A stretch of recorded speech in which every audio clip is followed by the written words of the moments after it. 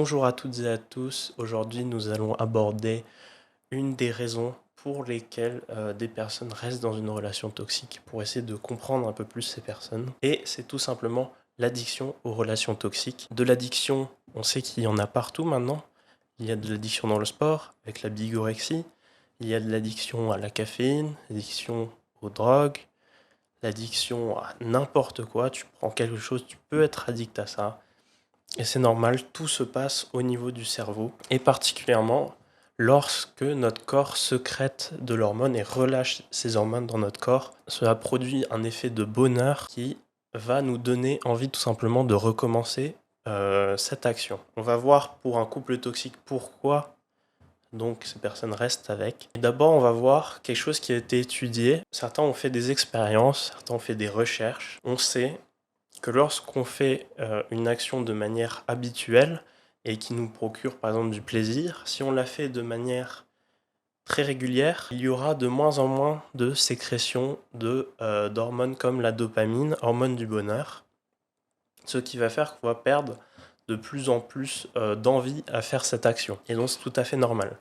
Mais si l'action va tout simplement être réalisée à des temps plus espacés, même à des temps voire aléatoires, la personne, lorsqu'elle va réaliser cette action, eh bien, aura un pic de dopamine qui ne sera pas forcément le même, qui ne sera jamais le même et qui pourra être même plus important que la première fois. Si on fait le rapprochement avec une relation toxique, on va s'apercevoir que les personnes ne seront pas en très bons termes la plupart du temps, et donc il y aura lieu à des disputes ou toutes sortes de toxicité, et donc il y aura parcimonie, des moments où les personnes vont se réentendre et vont se faire la paix, ou tout simplement les personnes vont repenser à certaines époques où le couple marchait bien même, et vont éventuellement rester avec la personne dans l'espoir de retrouver cette alchimie, cette positivité dans le couple, mais ne vont peut-être jamais la revoir.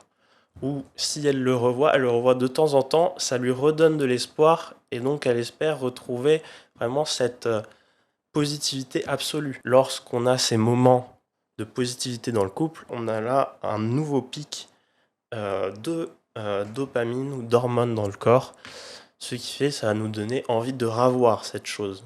Mais cette chose ne sera pas forcément régulière comme dans un couple lambda.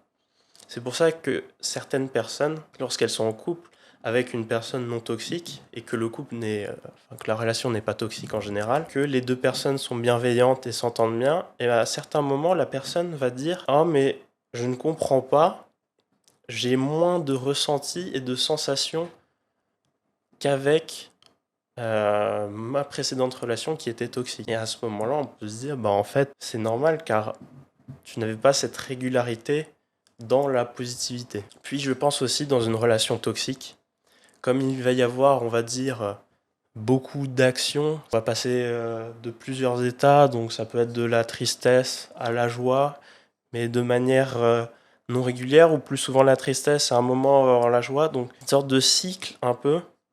Ça va détraquer un peu notre cerveau, on peut être perdu à ces moments-là, où le fait justement qu'il y ait ce plein d'actions peut faire déclencher des mécanismes dans notre cerveau qui vont faire en sorte que l'on va aimer en fait, car il y aura beaucoup d'actions, beaucoup de ressentis. Les personnes victimes de ce genre de relations toxiques, dans la plupart du temps, vont être dans le déni et vont refuser de voir la vérité, même si la plupart de leurs proches vont leur démontrer le contraire. Et aussi, ils vont avoir tendance à relater le passé, comme j'en ai un peu parlé précédemment, et vont essayer de retrouver ça, de rester dans l'espoir de retrouver ça. Ces personnes-là, bien sûr, elles peuvent s'en sortir.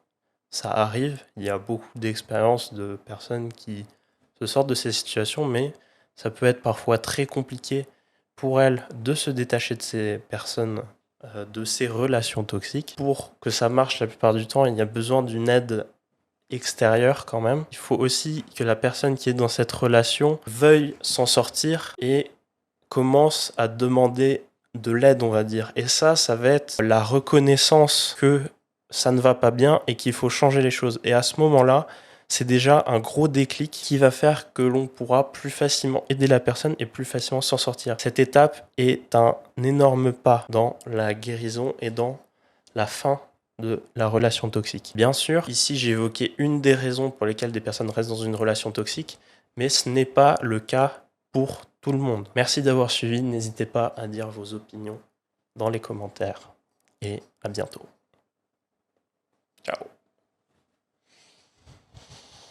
Like, partage et laisse un commentaire, et si t'aimes encore plus, abonne-toi.